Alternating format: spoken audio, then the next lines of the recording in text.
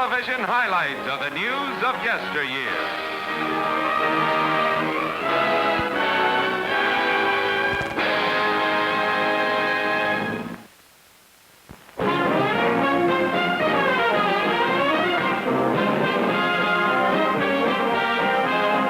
Death of a dynasty. Russia before World War I, symbol of pomp and majesty. Under Tsar Nicholas II, shown here reviewing troops, including the Cossacks, Russia's imperialism was foundering. Since 1905, when public clamor resulted in a show at representative government with the establishment of the Duma governing body, there was unrest. Here the Tsar and Tsarina celebrate the 300th anniversary of the Romanovs in power. Then came the immediate prelude to World War I, and patriotism temporarily stilled the growing public demand for revolution. Ferdinand, heir to Serbia's throne, was slain, and Europe girded itself for war, even as Ferdinand's funeral was being held.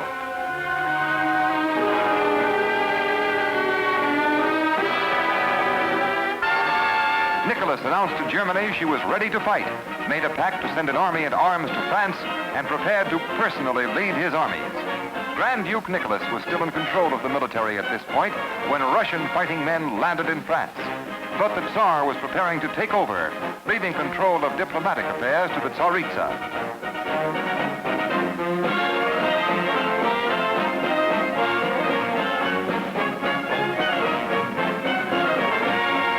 Soon, reports of Russian losses drifted back home. Countless prisoners fell to the German army, and Russian ministers resigned in a steady stream as the Tsaritsa, influenced by Rasputin, history's mad monk, watched the government totter and revolution seethe. In 1905, the people arose against the Tsar, but were beaten back. This time, they were resolved to victory.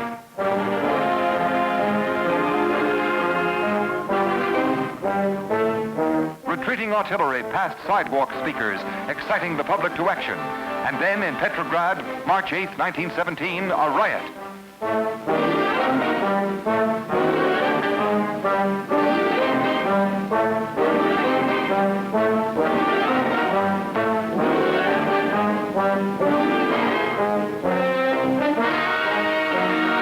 Troops recalled hastily to the area refused to shoot. The Cossacks, summoned as a last resort to put down the insurrection, moved in, but they too refused to raise arms against the revolutionists.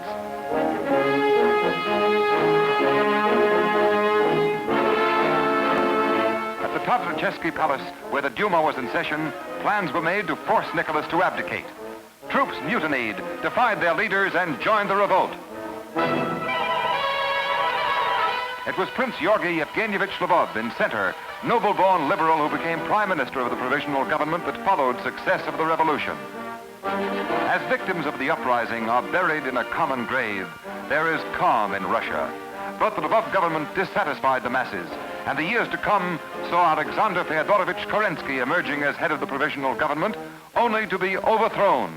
Lenin and Trotsky were to follow. Bolshevism was to replace the provisional government. Tsar Nicholas was to be assassinated. The Romanov dynasty was dead.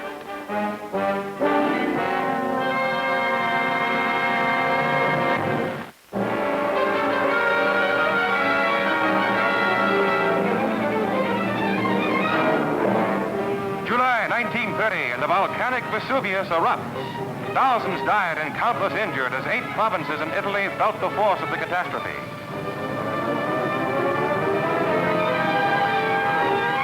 Watch the screen as molten death pours into the countryside. Located near Naples, Vesuvius erupted as early as 79 AD, with 7 more severe spasms to follow in the ensuing years. Relentless in its devastating course, lava sweeps buildings and whole towns from its path. Watch this. Seeping slowly, the boiling mass approaches with the inevitability of a predetermined doom. With only the slightest warning of the eruption, thousands are left homeless, with only the barest of personal possessions. Wreckage is everywhere. Nature's searing surge made pitiful man's efforts to build himself a barrier.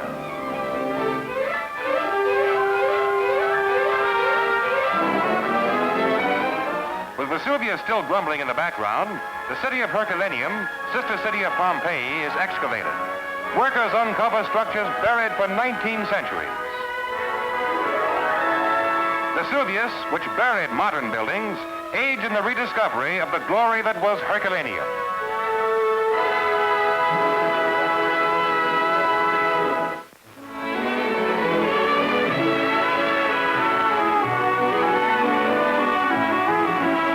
It's 1931, and Fanny Brice, comedy queen of show business, celebrates her 20th year as a performer. Miss Brice went from Burlesque to Ziegfeld, stopping in between to appear in Honeymoon Express, Nobody Home, Fanny, and Sweet and Low. In my 20 years in the theater, I have moved only 2 blocks. In 1911, I started in the Follies on 42nd Street. Today, I am playing in Billy Rose's Crazy Quilt on 44th Street. Back 4 years to 1927 to meet the father of radio, Italian physicist Guglielmo Marconi, on a visit to America with his wife, the former Countess Scala.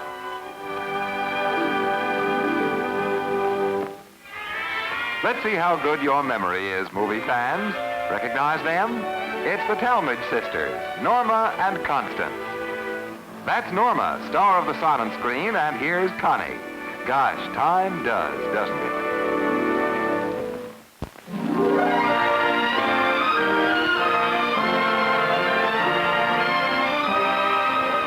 Construction of the longest single-span bridge ever built. The Golden Gate Bridge, completed in May 1937, connects San Francisco with Marin County in California, with powerful cables long enough to go around the Earth 3 times, an integral part of the construction. 2 main cables are spun first, with a mechanical spider traveling from tower to tower with a wire.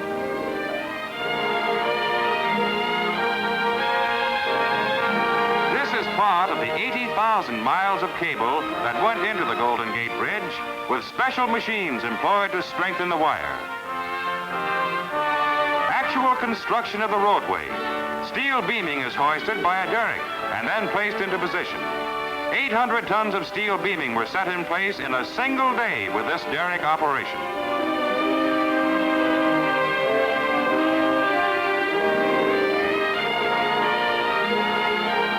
After the metal groundwork, preparations are made for cement.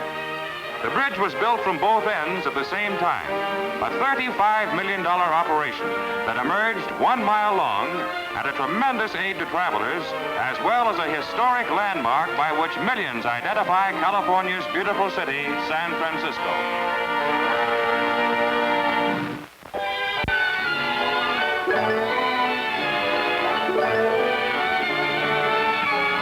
It's Paris in 1928, and Monsieur Charles of the Worth Salon has designs on a certain mannequin. Parisian models show creations that were a la mode in 28 to a discerning group of might-be customers. The dress is checkered with low waistline and V-neck collar sporting a smart tassel. Here we have a sheer afternoon cocktail dress. The skirt line is uneven, dipping a bit in the back, but still above the knee. Ruffles and contrasting colors give a flair to the ensemble. 2-piece suit of wool with pleated skirt in a darker shade. It features a dropped waistline, turtleneck, and box sleeves, considered très gay in gay Paris. Men's fashions in the 20s. Tight coat, slashed pockets, and devil-may care cut.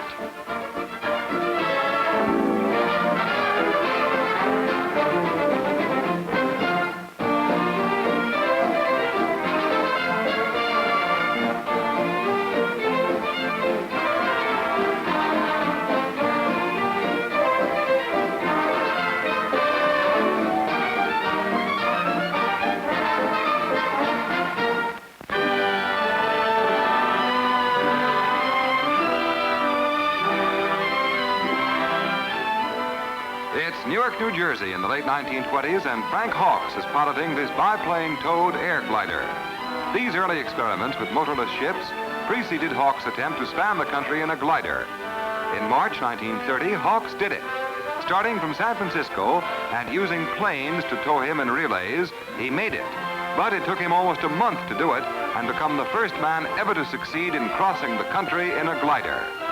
Hawks' masterful manipulation of the controls can be seen in this arresting series of glider operations. Watch how the ship responds to the flying skill of the talented Hawks.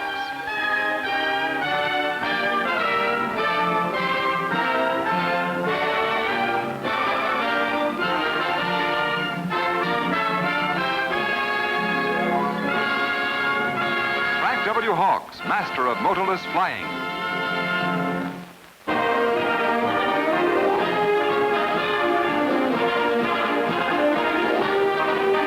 Let's go back to 1920 for the amateur golf matches that saw Chick Evans pitted against Francis Ouimet for the title. It's the engineers course in Roslyn, Long Island, and missing this putt cost Ouimet the crown, for victory went to the slim lion of the links, Chick Evans. Like to look at these great golfers? This was Francis Ouimet. And here's golfing great Chick Evans. We're leaving golf to hit the ice for the Middle Atlantic Speed Championship races. It's over a half-mile stretch, and skaters like Ray Murray, Al Potts, Bill Caden, and Earl Johnson are in there on the flying steel blades that flash across the ice. Some of the starters have already fallen way behind the leaders as skids sent them soaring off their feet. And there goes another victim. Watch. The finish is in sight, and so is a slip. Wow! Al Potts, winner and Middle Atlantic champ. How would you like to see the 1918 Derby? Yesterday's newsreel takes you to Churchill Downs to see one of the greatest horses of all time, the stalwart Exterminator. He's racing some fleet steeds today, though, and the horses are bunched at the start with Exterminator fifth. But we're rounding the last turn here, and Exterminator on the inside wins it, going away. To the winner belong the laurels.